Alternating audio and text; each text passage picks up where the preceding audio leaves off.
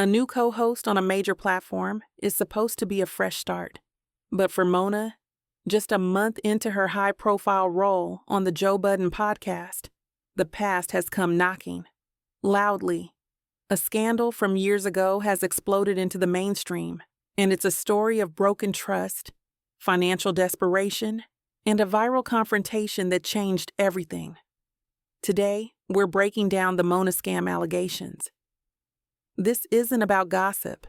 It's about a clear breakdown in business and a serious lesson for every content creator. Let's get into the 3 key points that define this entire situation. A fan and aspiring podcast host, a single mother, paid Mona a significant deposit, anywhere from $800 to $3,000, depending on who you ask, for a comedy show. Mona accepted the money, then canceled just 2 days before the event. The fan, having invested in the venue and vendors, was left in a financial ruin. She had to refund tickets, and by her account couldn't pay her rent. For over a year, her claims went nowhere, until she saw her chance. That was the moment it all went viral. At a live show for tonight's conversation, the woman confronted Mona in front of a packed audience. How can I get up to the microphone?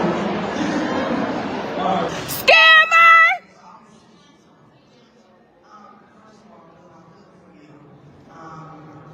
Fell for me! You took my money! I want to run up there so bad. Pay me my money back!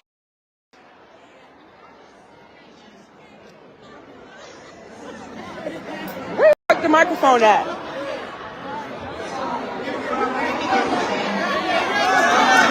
Pay me my money back, Mona!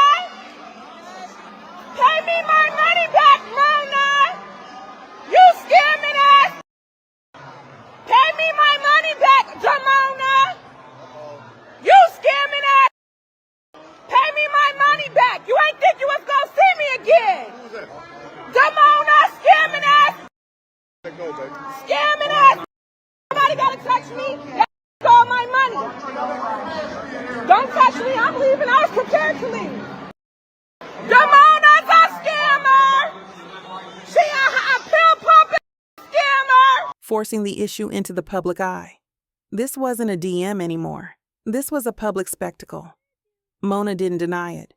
On Instagram, she admitted she took the money and didn't perform the service. But her defense was problematic. She argued over the amount and mocked the idea that missing one rent payment causes eviction. Because she did not give me $3,000. I believe she gave me probably like $800, between $800 and $1,200. I really don't know, but I was not charging $5,000 then or $6,000. So if she gave me $3,000, that means I was charging her $6,000 to do a podcast. I was not charging that back then. It's a lie, but whatever. She gave me $3,000, which was her rent money. I took the money, never showed up, so the ticket sales was supposed to be how she paid the rent. So who knows if we was going to sell a ticket, let alone sell it out. But you want the people to believe that you used that money, your rent money, and when I didn't show up to the thing, and you canceled it, and then you got evicted. And that's my fault. So now we talking about you miss 1 month of rent and you get evicted. The last time any of y'all got evicted, how many months of rent did you miss? Like, stop with the dumbass. I legit said, when she posted my number and shit, I said, fuck you in whatever you said. From a business ethics standpoint, this is where it falls apart. The exact amount is almost irrelevant. You took money for a service, failed to deliver, and failed to provide a timely refund. Blocking the person and going silent is the worst possible response. As a creator, your fans are your foundation. This wasn't a corporate entity. This was a supporter who trusted her. This is where it gets deeper.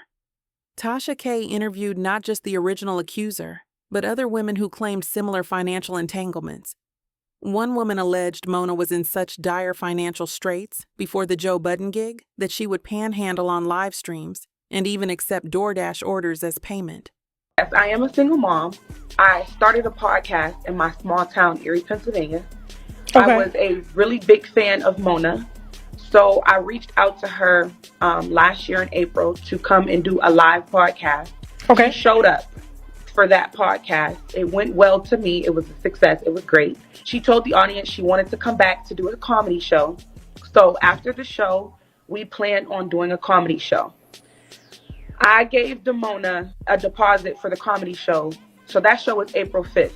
April 13th, I gave her a deposit to come back May 11th. So we had to end up doing a verbal agreement because we changed the date from May 11th to June 28th. Okay. I paid her up to $3,000. She went ghost, and everybody's like, well, why did you pay her? I paid her. She told me she was busy with the BET Awards, and like we did business before, and she was like super cool. And she was cutting me a break, she said. So I kind of was trying to respect that she was busy. June 28th comes. I'm getting a message 2 hours before the comedy show from a manager of hers saying that she had to cancel. So I'm like, okay, I hope everything's okay. Can we discuss a reschedule or a compensation? He's like, yeah. Immediately, I'm like, wait, I don't even want a reschedule. I need my money back. Like, I just spent all this money on food, vendors, DJs, host, the venue.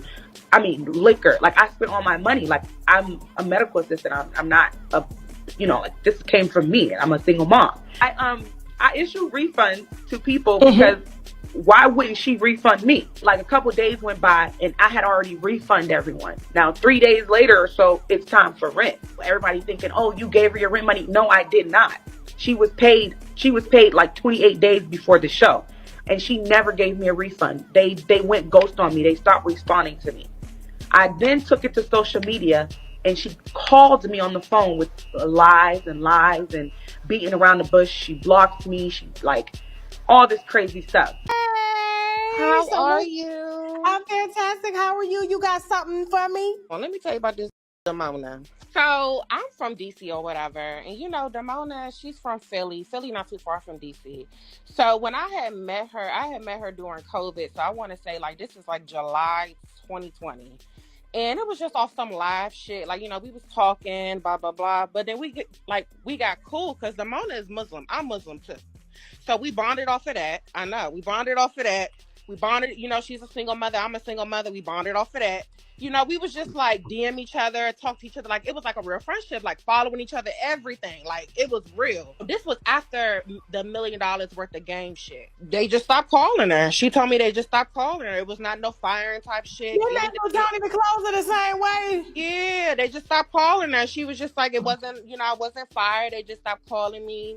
She would get on live and kind of hand out, asking for money in a sense, but not asking for money. If y'all want to hit me up on the Cash App, da da da da, act like that, girl. It's what the.